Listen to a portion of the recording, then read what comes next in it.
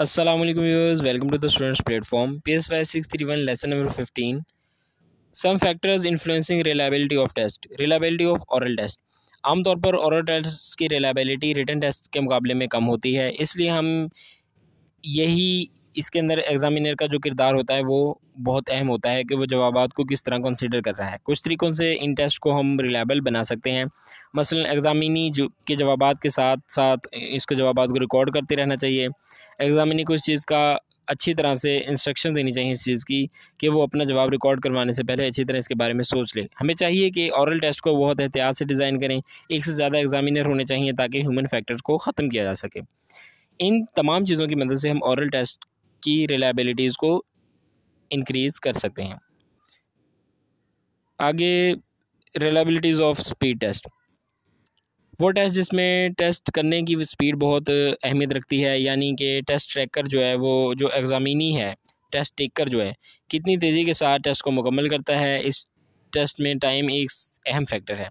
अगर आप स्पीड तेज़ है आपकी तो आप ऐसे टेस्ट में मैक्सिमम स्कोर हासिल कर सकते हैं। स्पीड टेस्ट में आमतौर पर आइटम्स आसान होते हैं क्योंकि इसमें सिर्फ स्पीड को मेजर किया जा रहा होता है। इसमें हम दो तरह के लोगों में फ़र्क वाज़ेह करते हैं। एक वो जिनकी स्पीड तेज़ होती है जो टेस्ट कर सकते हैं, और वो जिनकी स्पीड कम होती है इसलिए वो बहुत कम सवालात को अटैम्प्ट कर पाते हैं। आगे यहाँ पे है पावर टेस्ट। पावर टेस्ट कह रहा है कि इस टेस्ट में देखा जाता है कि एक शख्स एक सफिशिएंट टाइम में कितने आइटम्स कर सकता है और कितने ठीक कर सकता है। इसमें स्पीड टेस्ट की तरह टाइम लिमिट नहीं होती। इसमें टेस्ट को पूरा करने के लिए सफिशिएंट टाइम होता है और इसमें आइटम्स कुछ हद तक मुश्किल भी होते हैं। Relationship between the sample test and reliability.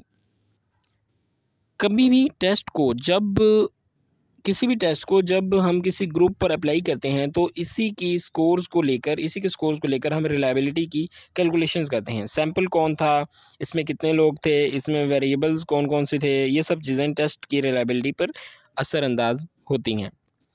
इसके अंदर दो चीज़ें कह रहा है कि जो असरअंदाज होती हैं वो है वेरिएबिलिटी और एबिलिटी लेवल।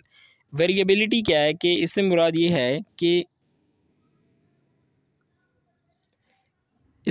है कि जो सैंपल के ऊपर हमने टेस्ट इस्तेमाल किए हैं क्या वो एक जैसे लोगों पर मुश्तमिल था या वो वेरिएबल था, यानी कि इसमें मुख्तलिफ़ तरह के लोग पाए जाते थे।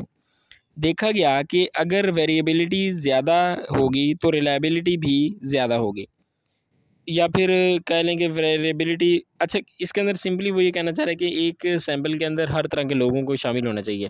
अगर हर तरह के लोग शामिल होंगे तो उसको ज़्यादा लोगों पर, पूरे पॉपुलेशन पर अप्लाई किया जा सकता है। इसीलिए जितने ज़्यादा पॉपुलेशन पर अप्लाई किया जा सकता है उस हिसाब से उसकी वेरिएबिलिटी भी होगी। वेरिएबल जितने ज़्यादा होंगे ना उसके, तो उतनी ज़्यादा पॉपुलेशन पर उसको अप्लाई कर सकते हैं उसी हिसाब से।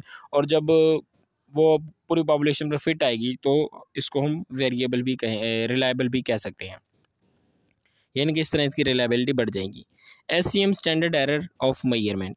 SCM defined as index of amount of error in the test और मेजर्स। अगर एक टेस्ट को बार बार दोहराया जाए और इससे हासिल होने वाले तमाम स्कोर की एवरेज लेकर इससे स्टैंडर्ड डेविएशन निकाली जाए तो इसको हम स्टैंडर्ड एरर ऑफ मेजरमेंट कहते हैं। SCM का फॉर्मूला है SDT 1 - RTT√। इसको MCQs के हवाले से पर्पज़ से याद रखिएगा।